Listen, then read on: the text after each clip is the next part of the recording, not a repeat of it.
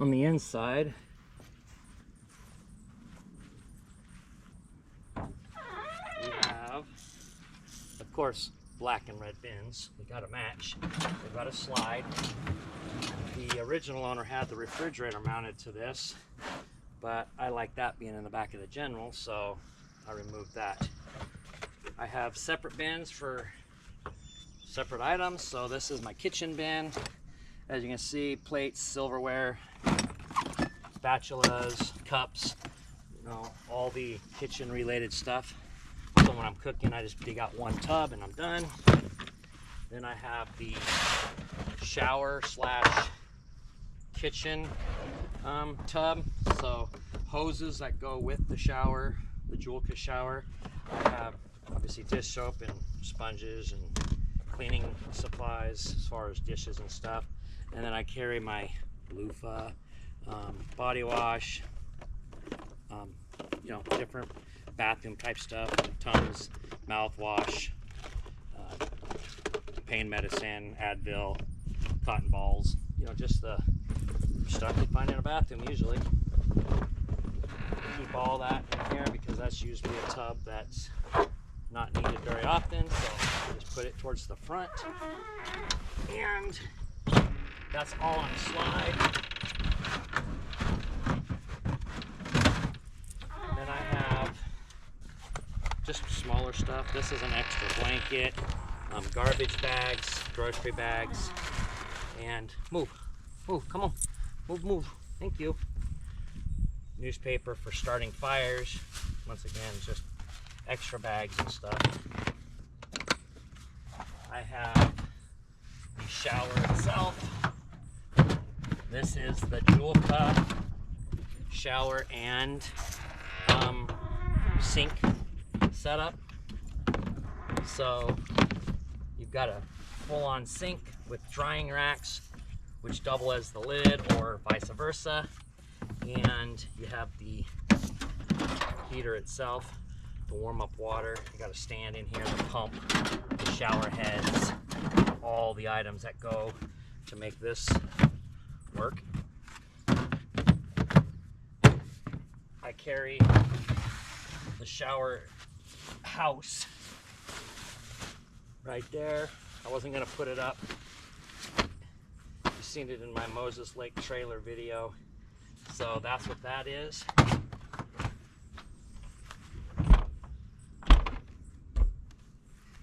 If we go around to the side here,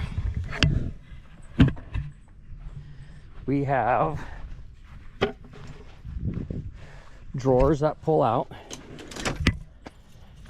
and I can stick multiple different things in here, and I just have it pulled out right now because there's not really anything that I have designated for this spot.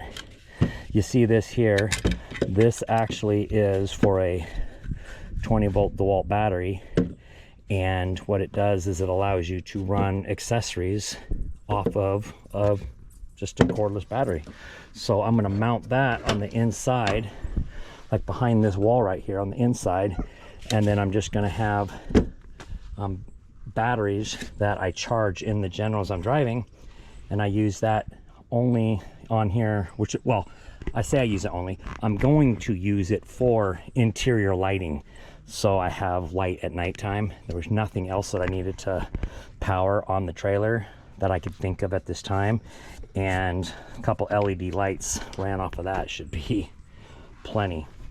Then in here, I have another slide.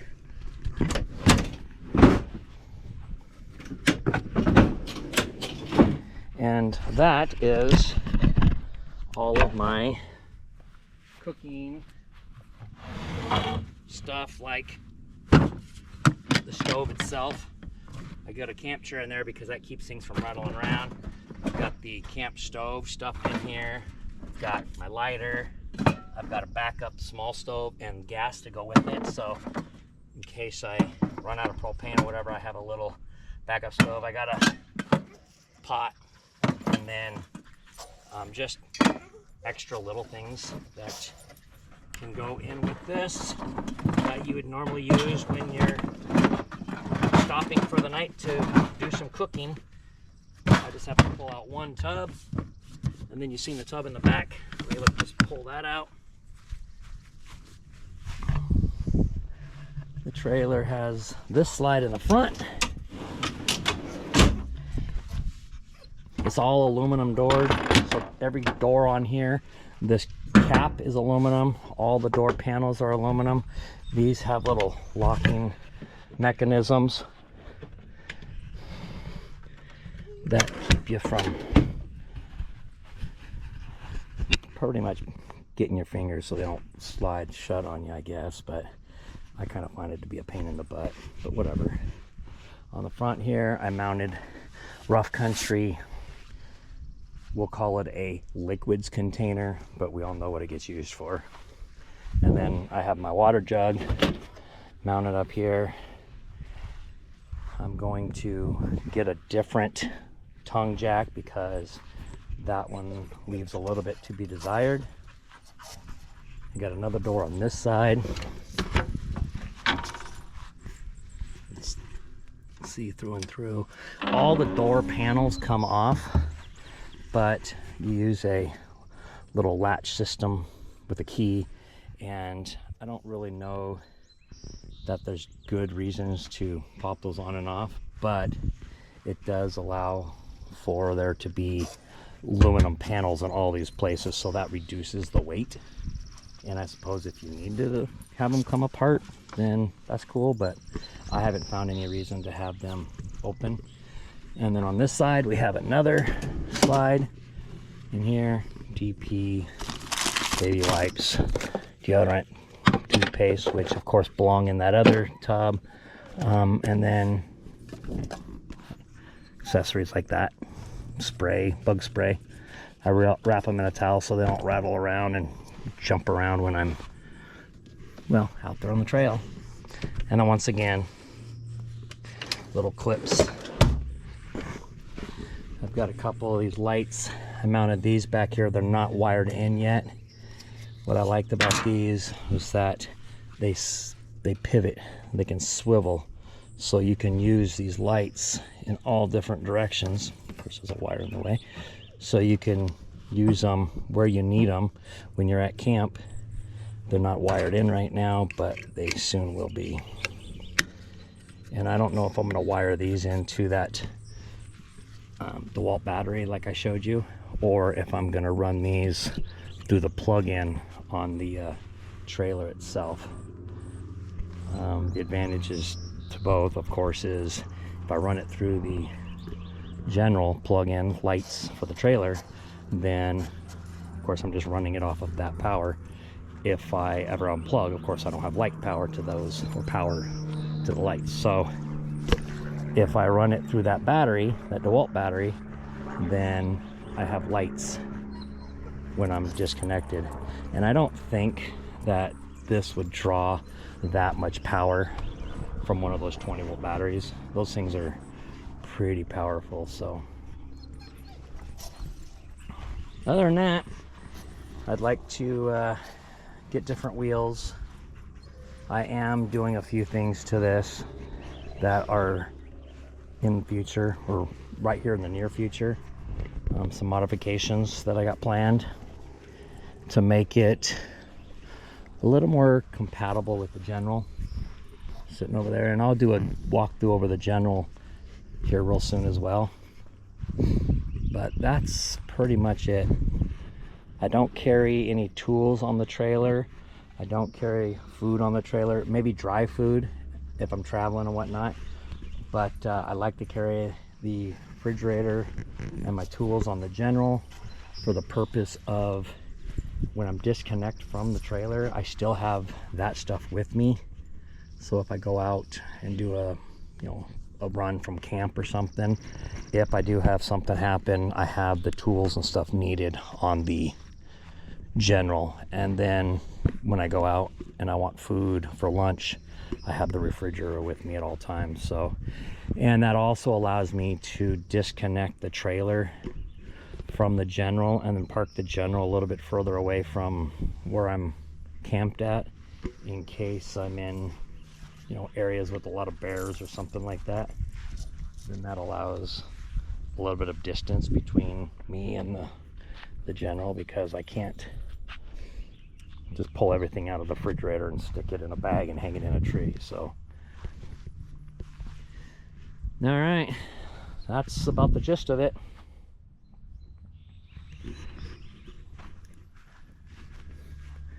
And I'll have some pretty major upgrades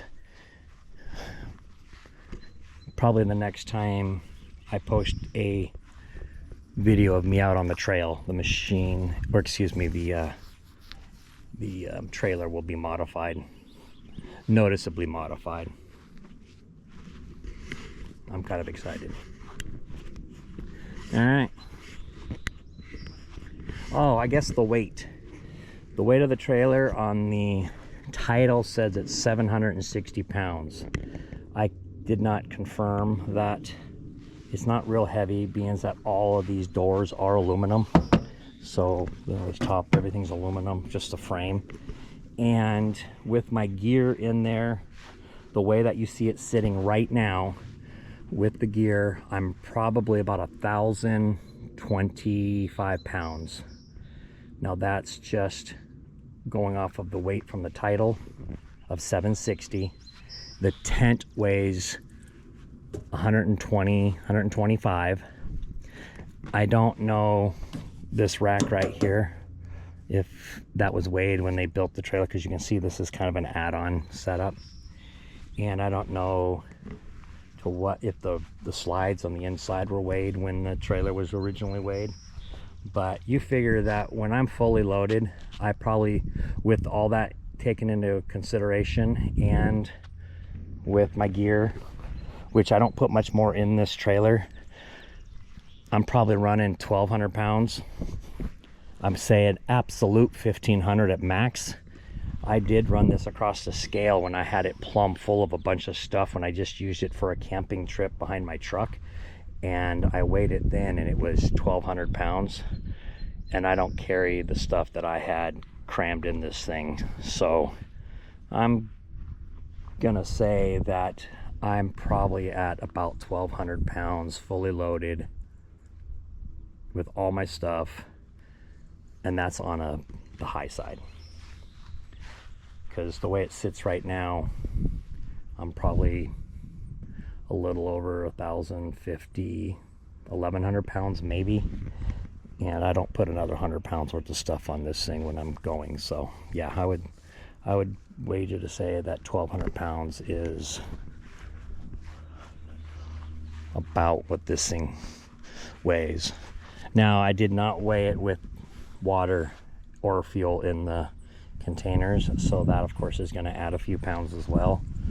So yeah, if I could say that this thing no more than 1,500 pounds, and that would be to an extreme max. And I'm actually going to reduce some of the weight on my modifications that I'm going to do. So all right, any questions, let me know. But that's pretty much the trailer. I'm probably going to remove these. I think there's more room if I don't have that in my way. And they're nice, but with having everything in tubs, it's easy to pull in and out. There's nothing real heavy. So that would allow me to actually turn these tubs sideways this direction and then stick that box in the middle. But, and of course that would reduce some of my weight, because this thing I'm sure weighs a little bit. So, and then of course the same with the front, which that one doesn't seem to be in my way too much. And being that it's a small space, having that slide out is convenient in case you have something somewhat heavy on the inside in there. But as of right now, I don't have much more to put in here. So this decking that you see here, I don't know if this is aluminum. I think this is steel on the bottom. I don't have a magnet in my pocket. Actually, I do have a magnet. Let me go grab it. Okay. Yep, there you have it. That's an aluminum base. So the decking's aluminum, the frame is steel, and then all the door panels are aluminum. that's steel, aluminum. So steel, and then all the door panels, this structure, this thing is steel, the framework here is steel. The tent, of course, is aluminum and fiberglass. This is aluminum. The panels themselves, or the mud flaps, mud fenders, I guess, aluminum. This is all aluminum. They're welded onto, or excuse me, bolted onto there, and then they've got these little fenders inside for their steel.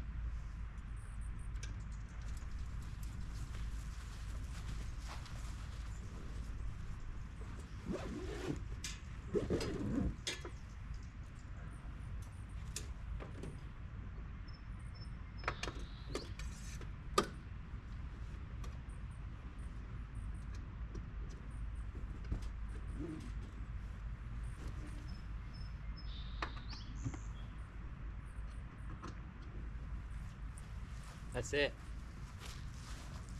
Throw a sleeping bag and a pillow up in there and you are done.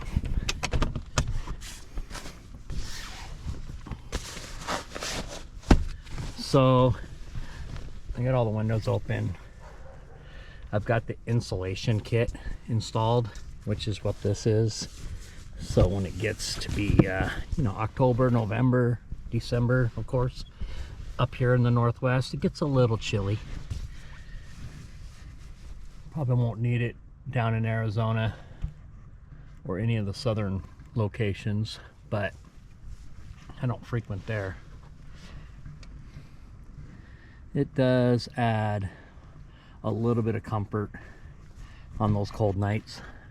I find that normally I have just a sleeping bag and a blanket, and if it's without the insulation kit, it does actually get to where you might need a little more than that. But once I installed just this insulation kit, it definitely made a difference. This is the Ikamper 2.0 Mini. It's about 100 and I think it's 120 pounds, maybe 125. I don't remember what the actual weight was. I know it's one or the other, so we'll call it 125. And it's got the rain fly on. This just hooks on the corners like so. And it does pretty well under windy conditions and stuff. I had it up there on my video up in Elk Heights, and it was windy as heck that night, and everything seemed to do just fine. I did in the middle of the night, I did disconnect the covers here and zip them down, more because I was concerned about them just flopping and maybe causing damage, not because I was concerned about anything other than that. So that's it.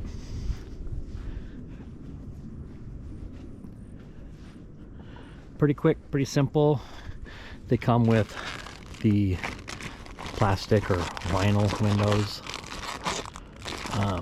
and then of course a screen, a bug screen, so you can have just the screens, or of course the window.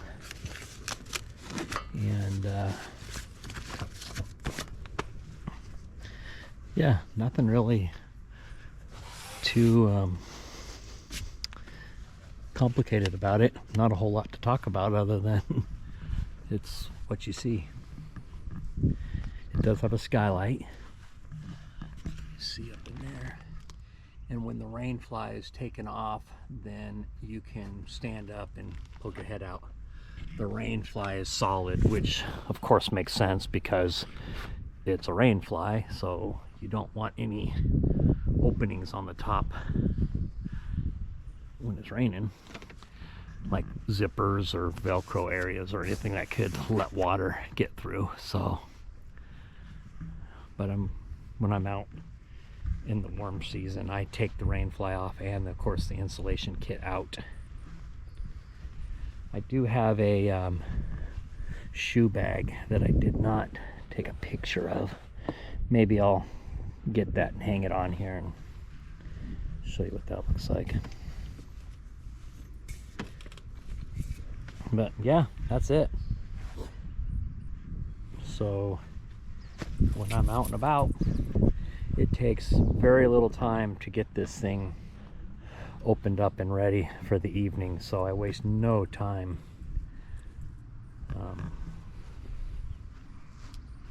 looking for, you know, smooth ground or flat ground to set up a tent. I don't have to mess around with poles or any of that stuff. I literally just show up, find a flat place to park that's close enough, and then if I need to level it out a little bit, I'll just throw a rock or a piece of wood or something underneath the tire and level it out. I don't carry my sleeping bag and my pillow inside of here when it's closed. I have in the past tried to do that, and it does work if you cram everything up in the front corner. By the time you put this up there and then you fold everything in, there's a little bit of space up in the front, but it's still a tight fit. And depending on the time of the year, if it's super warm out, well, I normally don't use even a sleeping bag. I just throw a blanket or two up there and it's usually good enough. But in the wintertime, having this insulation kit, that adds enough to the whole structure that it makes it very difficult to close back down. So I normally just run it like that.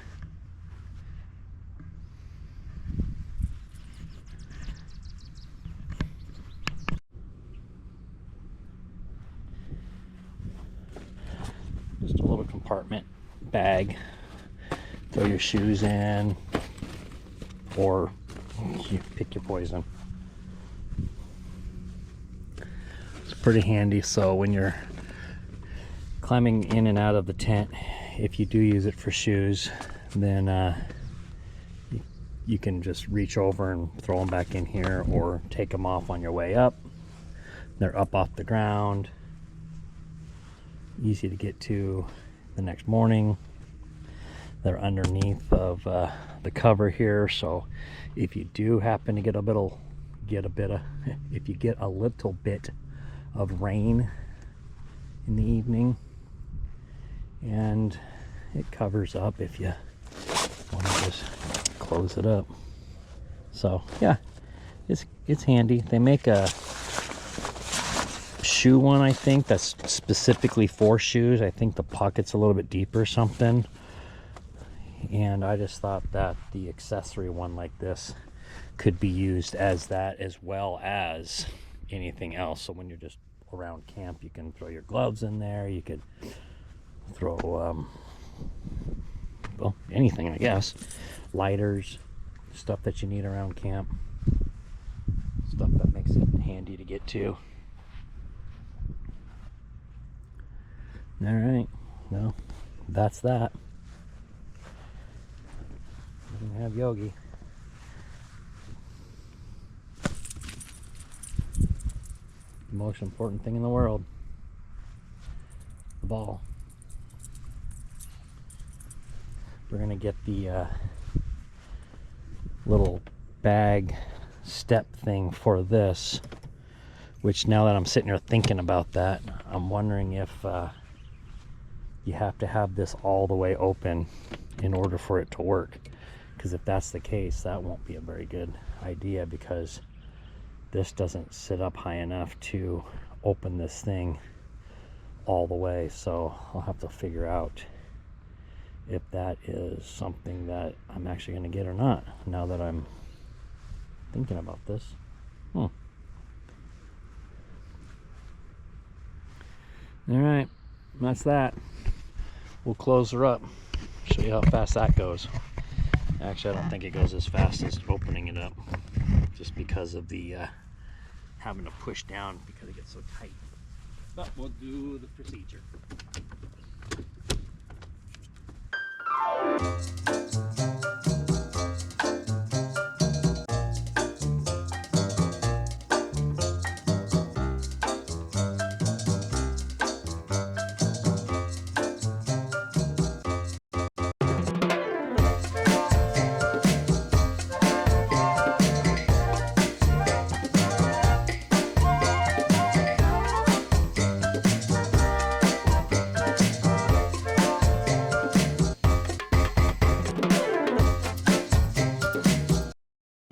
That was with me zipping and closing everything up on the inside.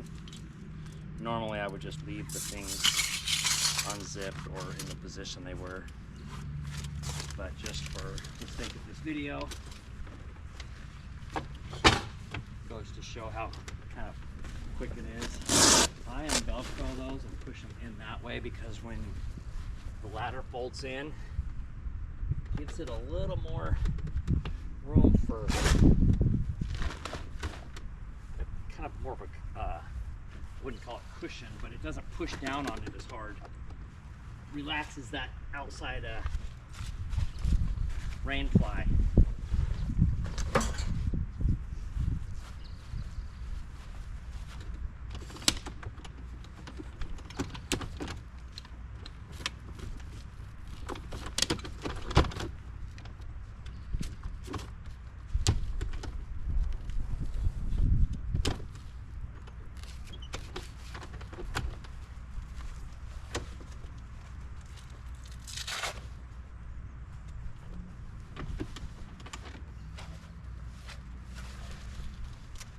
The feet have a little bit to be desired because it's a chunk of tube aluminum, and so it tends to cut the bottom of the feet. So I don't know if they've modified that since this version, but that's one thing that I don't care for. but this does just pop up in there, and you can see as it's pushing down on the rain fly right there. That's why I kind of loosen the corners a little bit. And then you just take this strap. These straps are made to pull the sides in. So you go like that. And then you just pull this down and pull the sides in as you go.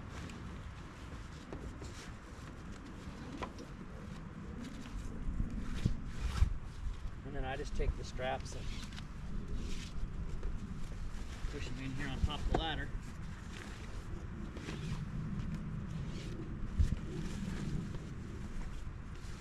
The other thing I don't care for is that the locking mechanism. You can't leave them unlocked to get the key out. So you have to lock them, get the key out, and then you have to use the key to, again, unlock them in order to shut them. So I wish they made it to where this was already unlocked, where you can latch them or something and then just lock it as needed. But that's not what they do. And here's the keys. So you got to unlock the lock in order to close it.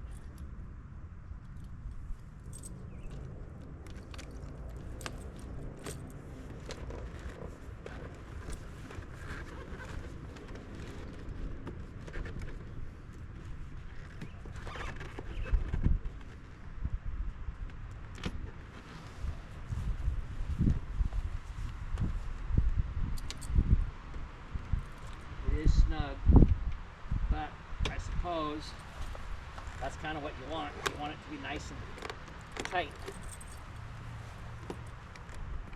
See, so you have to unlock this in order to cam it closed.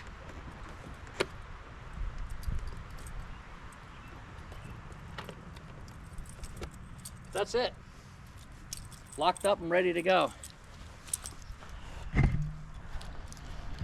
So that does make it pretty decent.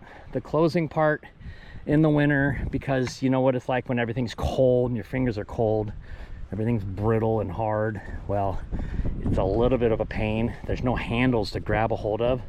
I'm actually considering removing this little thing here, drilling out these, getting on the inside and reinforcing it, and then putting a handle right here that I can pull down on, or at least get a loop right there, and then maybe have a some kind of a little strap that I can, with a hook, that I can pull, you know, and tighten that up. I thought that might be a good idea to kind of pull the center down and help a little bit with closing that. Overall, if the insulation kit's not inside, and especially if the rain fly's not on, then removing both of those items makes it really easy to close. But it still closes relatively okay, but it could be better. They could have made a little bit more room, but I suppose for the sake of making it compact, that's what you get. All right, that's that.